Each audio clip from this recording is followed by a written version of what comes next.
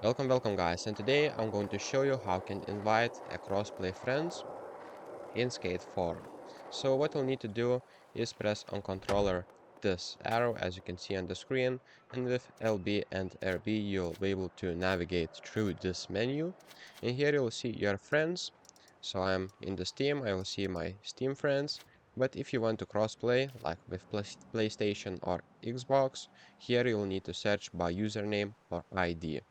So as you can see, you'll need to use an EA or other platform ID to find or add friends, and being friends, it allows easily to party up and play together.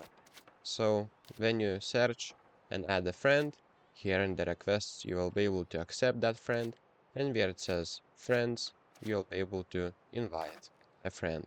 So that's pretty much it, and thank you guys for watching. I hope this video was helpful for you. See you in the next one.